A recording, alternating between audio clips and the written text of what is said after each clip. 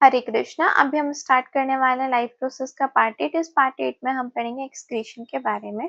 तो देखिए हमारी बॉडी में ना बहुत सारी केमिकल रिएक्शंस चल रही होती हैं। ठीक है, उन केमिकल रिएक्शन में क्या हमारी बॉडी के लिए कुछ यूजफुल सब्सटेंस बनते हैं और कुछ बनता है आपके लिए वेस्ट। ठीक है, तो यूजफुल सब्सटेंस तो बॉडी यूज कर लेगी, लेकिन जो वेस्ट है अगर बॉडी में एक्यूमुलेट होता रहे तो वो क्या क्रिएट कर सकता है, टॉक्सिसिटी को क्रिएट कर सकता है। ठीक है, तो इस वेस्ट के रिमूवेबल को ही हम क्या बोलते हैं, एक्सक्रीशन बोलते हैं। ठीक है, देखिए फर्स्ट पॉइंट देखिए, the metabolism that take place in the body of organism में प्रोड्यूस टॉक्सिक वेस्ट। तो जो भी मेटाबॉलिक रिएक्शन चल रही होती है ऑर्गेनिज्म के अंदर, वो क्या प्रोड्यूस करती हैं, टॉक्सिक वेस्ट को प्रोड्यूस कर सकती हैं। ठीक है, तो सेकंड पॉइंट देखिए, organism get rid of gaseous waste to generate during photosynthesis और रेस्पिरेशन। तो देखो जो फोटोसिंथेसिस और रेस्पिरेशन के प्रोसेस में वेस्ट बनता है, फोटोसिंथेसिस में क्या वेस्ट बनता है, आपका ऑक्सीजन। ठीक है, जो फोटोसिंथेसिस प्रोसेस कहाँ होती है, आपके प्लांट्स में होती है। तो ये ऑक्सीजन उस प्लांट में से कैसे निकल जाती है, स्टोमेटा के थ्रू निकल जाती है। ठीक है, और रेस्पिरेशन में हम देखें प्लांट्स में ऑक्सीजन कार्बन डाइऑक्साइड आपका वेस्ट होता है ना, तो प्लांट्स में तो ये स्टोमेटा के थ्रू निकल जाएगा। ठीक है, और ह्यूमन बॉडी में या फिर आप ऑर्गेनिज्म की बात करो तो ये कैसे निकल जाता है, जब आप एक्सेल आउट करते हो। ठीक है, कार्बन डाइऑक्साइड कैसे निकल जाता है, जब आप एक्सेल आउट करते हो।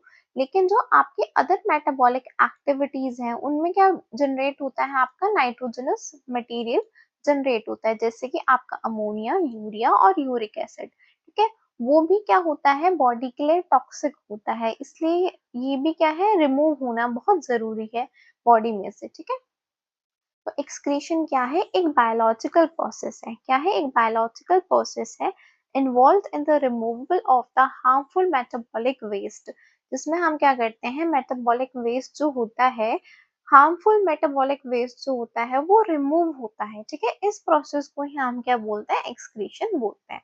ठीक है, अभी हम सबसे पहले पढ़ेंगे एक्सक्रीशन प्लांट में। तो देखो प्लांट क्या प्रोड्यूस करते हैं, वेस्ट प्रोडक्ट को प्रोड्यूस करते हैं। ठीक है, या फिर आप कह सकते हो मेटाबॉलिक वेस्ट प्रोड्यूस करते हैं। इनमें क्या वेस्ट प्रोडक्ट जो प्रोड्यूस होता है वो बहुत स्मॉल क्वांटिटी में और बहुत स्लोली होता है। ठीक है, अब देखो अनलाइक एनिमल्स, एनिमल्स में क्या होता है, एक स्पेशल सिस्टम प्रेजेंट होता है एक्सक्रीशन के लिए, जिसे हम बोलते हैं एक्सक्रीटरी सिस्टम।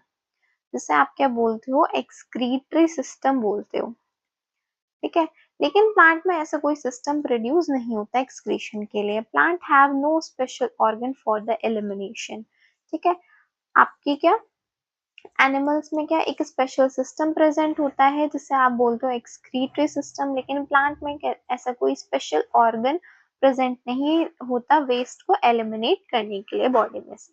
ठीक है, अब carbon dioxide, oxygen and water are the main waste product along with some metabolites like gums and resins. तो देखो आपके जो कार्बन डाइऑक्साइड है वो कैसे प्रोड्यूस होती है आपकी, जब आप प्लांट में ब्रीदिंग के प्रोसेस करते हो, है ना, यानी कि रेस्पिरेशन के प्रोसेस करते हो।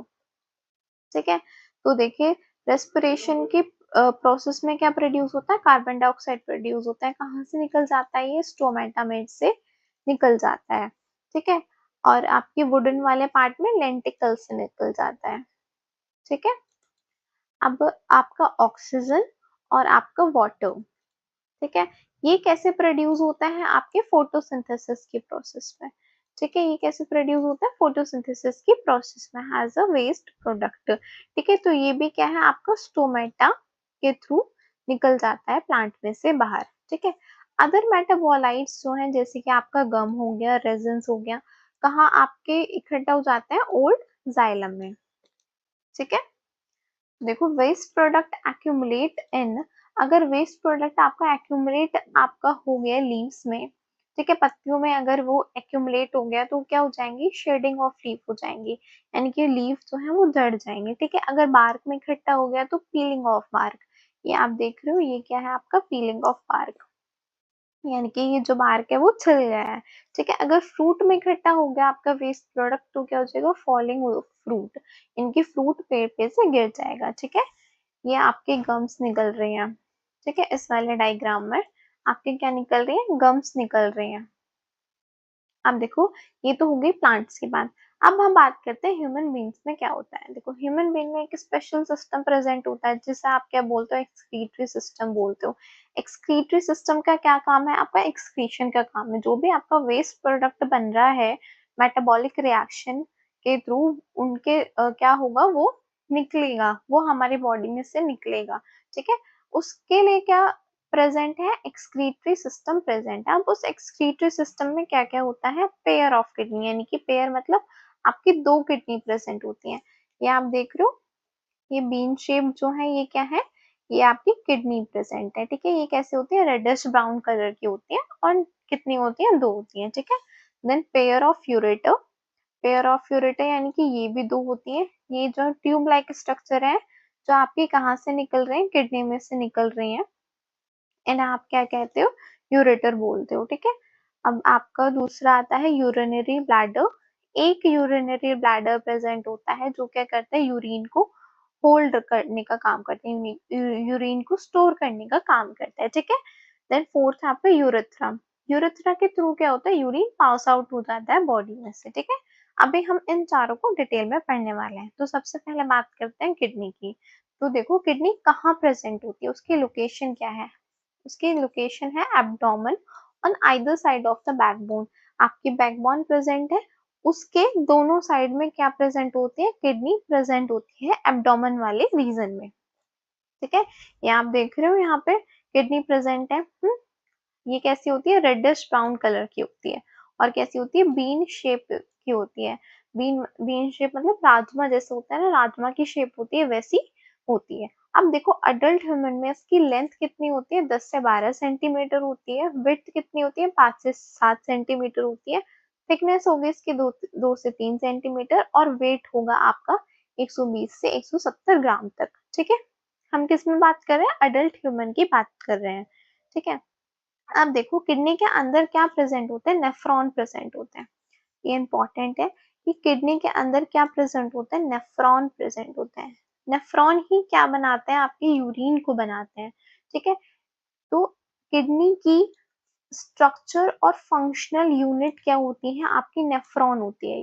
ये बहुत इंपॉर्टेंट पॉइंट है कि आपका नेफ्रॉन क्या है, स्ट्रक्चर और फंक्शनल यूनिट है किडनी की। ठीक है, अब हर एक किडनी में, आपके पास दो किडनी है, ठीक है, तो एक किडनी में आपके अबाउट 1.2 मिलियन नेफ्रॉन होंगे। ठीक है, एक किडनी में आपके 1.2 मिलियन नेफ्रॉन प्रेजेंट होंगे। अब एक नेफ्रॉन का, ईच नेफ्रॉन का दो पार्ट्स होते हैं। आप फर्स्ट वाले को बोलते हो ग्लैमरुलस, ग्लोमेरुलस सॉरी, सेकंड को बोलते हो रेनल ट्यूब्यूल्स। ठीक है, क्या बताया मैंने कि आपके नेफ्रॉन में आपके दो पार्ट होते हैं, एक तो आपका होता है ग्लोमेरुलस और सेकंड होता है आपका रीनल ट्यूब्यूल्स। ठीक है, अब देखिए, 1.2 million nephron are present in the kidney which purify blood. आपका यूरिन बनता कैसे है, यूरिन बनता है आपके ब्लड को प्योरीफाई करके। ठीक है, यूरिन कैसे बनता है, आपके ब्लड को प्योरीफाई करके। तो देखिए, अभी ये कॉम्प्लेक्स आपको डायग्राम दिख रहा होगा, ये अभी समझ नहीं आएगा, इसको हम पहले सिंप्लीफाइड फॉर्म में देखते हैं। देखो, ये है नेफ्रॉन का सिंप्लीफाइड डायग्राम। आप इसमें ये जो देख रहे हो ऑरेंज वाला पार्ट, ये पूरा आपका नेफ्रॉन है और इसमें भी ये जो कप लाइक स्ट्रक्चर है ना, इसको आप बोलते हो बोमन कैप्सूल। ठीक है, इसके बाद जो ये ट्यूब वाला पार्ट है, इसको क्या बोलते हो, tubular part of the nephron. ये कैसा है, ट्यूब ट्यूब जैसा है ना, इसलिए आपने इसको बोला tubular part of the nephron. ठीक है, अब इस नेफ्रॉन के पास एक होती है ब्लड वेसल। ठीक है, ये जो इस नेफ्रॉन के पास क्या लेके आएगी, ब्लड लेके आएगी। ठीक है, अब ये जो आप यहाँ गुच्छा देख रहे हो ना ब्लड वेसल का, इसको आप बोलते हो ग्लोमेरुलस। तो ग्लोमेरुलस क्या है, एक टफ्ट ऑफ कैपिलरीज है। ठीक है, टफ्ट ऑफ कैपिलरीज का मतलब ब्लड वेसल का, कैपिलरीज का यहाँ पे क्या बन रहा है, गुच्छा बन रहा है, जिसे आप क्या बोल रहे हो, ग्लोमेरुलस बोल रहे हो। ठीक है, अब ये बोमन कैप्सूल के पास क्या लेके आएगी, ब्लड लेके आएगी। अब ये जो ब्लड होगा कैसा होगा, पूरा इसमें वेस्ट होगा। ठीक है, अमाइनो एसिड, ग्लूकोज, वाटर, आपके सॉल्ट्स, नाइट्रोजनस वेस्ट, सब कुछ प्रेजेंट होगा इसमें। ठीक है, तो अब क्या होगा, इस ब्लड से यहाँ पे बोमन कैप्सूल में आएंगे क्या, जो भी आपका वेस्ट सब्सटेंस होगा, ठीक है, क्या होगा, जो भी आपका वेस्ट सब्सटेंस होगा इस ब्लड में आ जाएगा, ठीक है। ये आपका वेस्ट सब्सटेंस है यहाँ पे, तो ये क्या करेगा, ये भेज देगा यहाँ पे इस बोमन कैप्सूल में। यहाँ पे क्या आ गया, आपका वेस्ट आ गया, ठीक है, यहाँ पे क्या आ गया है, वेस्ट आ गया है। इसके बाद क्या होगा, ये यहाँ पे क्या यूरिन बन गया, नहीं, यहाँ पे यूरिन नहीं बना, यूरिन आगे जाके बनेगा। इसके 3 स्टेप होते हैं, ठीक है।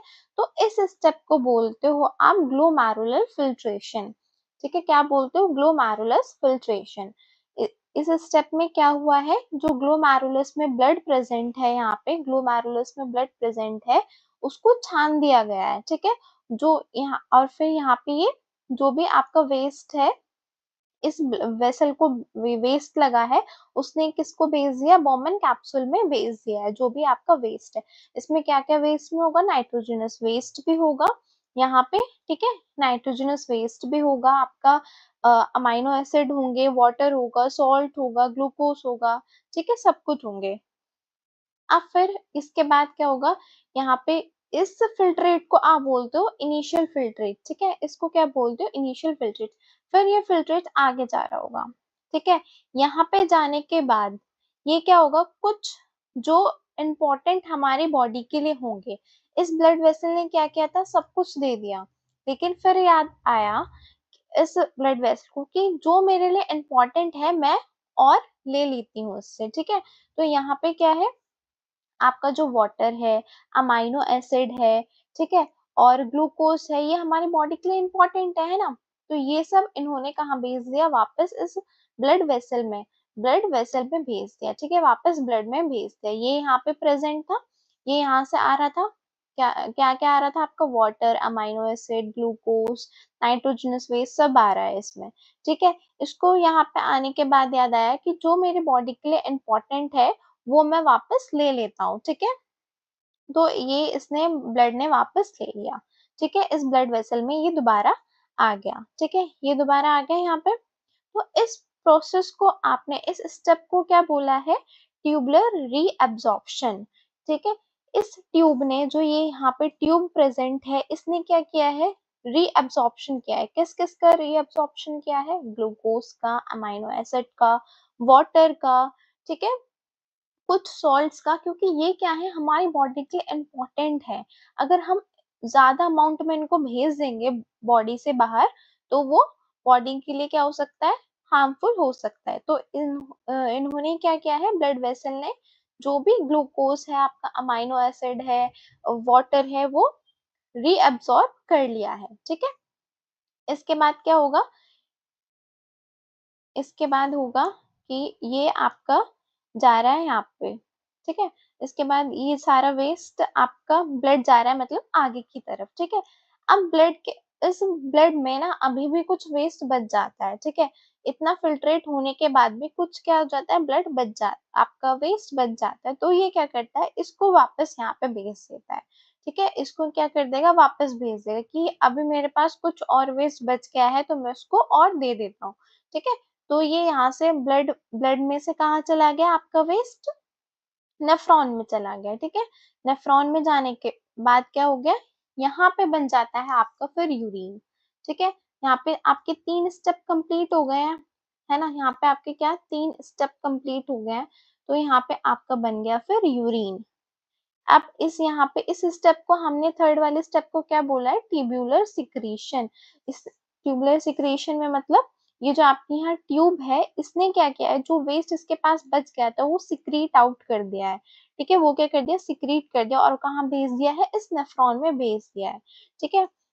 तो आपके यूरिन फॉर्मेशन में कितने स्टेप है, फर्स्ट स्टेप आपका क्या है, यहाँ से ग्लोमेरुलस फिल्ट्रेशन, ठीक है। कैसे हुआ आपका, ग्लोमेरुलस में क्या था, आपका ब्लड था, ब्लड ने क्या किया, जो भी आपका वेस्ट लगा ब्लड को, वो भेज दिया कहाँ पे, वुमेन कैप्सूल में, ठीक है। उसके बाद क्या हुआ, ट्यूबुलर रीअब्जॉर्प्शन।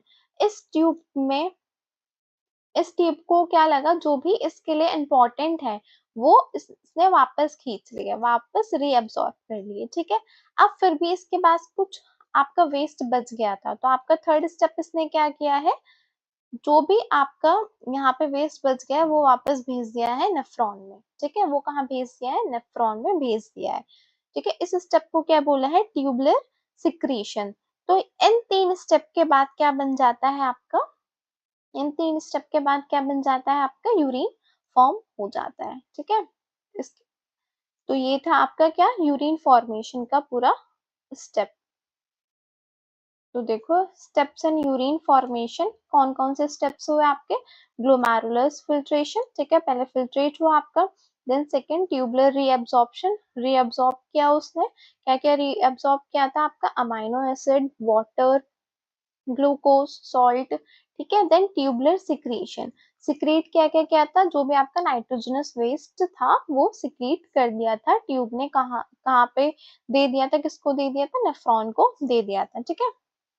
अब यूरिन जब यहाँ पे फॉर्म हो चुका है तो ये कहाँ कलेक्ट हो जाता है आपका, यहाँ पे कलेक्टिंग डक्ट में, इसको क्या बोलते हो आप, कलेक्टिंग डक्ट बोलते हो, ठीक है। नेफ्रॉन का लास्ट पार्ट क्या है आपका, कलेक्टिंग डक्ट है, ठीक है।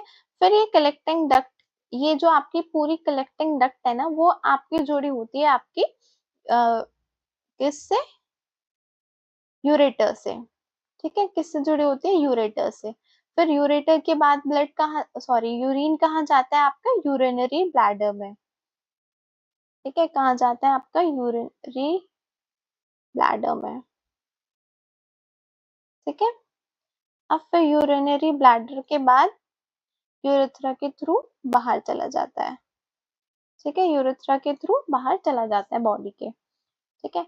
तो यूरिन कैसे कैसे बना आपका, नेफ्रॉन ने बनाया, 3 स्टेप में बनाया, 3 स्टेप कौन कौन से, ग्लोमेरुलर फिल्ट्रेशन करके, ठीक है, ट्यूबुलर रीअब्जॉर्प्शन करके, देन आपका ट्यूबुलर सिक्रीशन करके, ठीक है। यूरिन नेफ्रॉन ने बना लिया, फिर वो यूरिन कहाँ गया आपका, कलेक्टिंग डक्ट में गया, कलेक्टिंग डक्ट किससे जुड़ी होती है आपकी, यूरेटर से जुड़ी होती है, ठीक है। यूरेटर आपके यूरिन को कहाँ भेज देता है, यूरिनरी ब्लैडर में भेज देता है। फिर यूरिनरी ब्लैडर यूरेथ्रा के थ्रू, यूरिनरी ब्लैडर क्या करता है, आपके यूरिन को होल्ड करके रखता है, ठीक है। फिर यूरेथ्रा के थ्रू आप क्या करते हो, आप यूरिन को बाहर भेज देते हो, ठीक है, बॉडी के बाहर कर देते हो। तो कौन 3 स्टेप्स हो गए आपके यूरिन फॉर्मेशन के, glomerular filtration, tubular reabsorption, tubular secretion, ठीक है। ये तो करी आपने किडनी की बात। अभी हम करते हैं यूरेटर की बात। तो यूरेटर क्या थे, आपके लॉन्ग ट्यूब थी, यहाँ डायग्राम देखो वापस, यूरेटर क्या है, ये जो है लॉन्ग ट्यूब है ना, किससे जुड़ी है, किडनी से और आपकी यूरिनरी ब्लैडर से जुड़ी है ना, ये यूरिनरी ब्लैडर है यहाँ पे, ये यूरेटर है, ये जो आपको व्हाइटिश पार्ट दिख रहा है, ये क्या है, व्हाइटिश पार्ट क्या है आपका, यूरेटर है। पेयर ऑफ यूरेटर प्रेजेंट रहता है हमारी बॉडी में, है ना, पेयर यानी कि 2 यूरेटर प्रेजेंट होंगे जो कि दोनों किडनी से कनेक्टेड होंगे, ठीक है। तो urine forming in each kidney, जो भी यूरिन एक किडनी में बना है, ठीक है, eventually enters a long tube called ureter, ठीक है। आपकी किडनी में क्या प्रेजेंट है, नेफ्रॉन प्रेजेंट है, कि क्या प्रेजेंट है, नेफ्रॉन प्रेजेंट है। नेफ्रॉन ने क्या बनाया, आपका यूरिन बना दिया, ठीक है, यूरिन बना दिया, फिर यूरिन कहाँ चला जाएगा आपका, कलेक्टिंग डक्ट में चला जाएगा, कलेक्टिंग डक्ट में चला गया, फिर वो कहाँ एंटर हो जाएगा आपका, यूरेटर में एंटर हो जाएगा, ठीक है। The urine forming in each kidney eventually enters a long tube called ureter, ठीक है, वो कहाँ हो चुका है, एंटर यूरेटर में हो चुका है, ठीक है। It is about 25 to 30 centimetre in length, ठीक है, वो कितनी होती है आपकी, 25 से 30 सेंटीमीटर की लेंथ में होती है, ये बेटा इन है, ठीक है, in length. It is narrow and it is narrow, कैसी होती है, बहुत पतली ट्यूब होती है, नैरो होती है, ठीक है, व्हाइटिश, कैसी होती है, व्हाइटिश कलर की होती है, and tubular structure, tube like structure होता है, that connect the kidney with the urinary bladder, जो कि किसको कनेक्ट करती है, आपकी किडनी को और यूरिनरी ब्लैडर को। देखो ये आपकी किडनी हो गई, ठीक है, ये 2 किडनी प्रेजेंट है, फिर जो आपका यूरेटर होगी वो ये है, ठीक है, ये क्या है, आपकी यूरेटर है, ठीक है, किससे कनेक्टेड होती है, आपकी यूरिनरी ब्लैडर से कनेक्टेड होती है, ठीक है।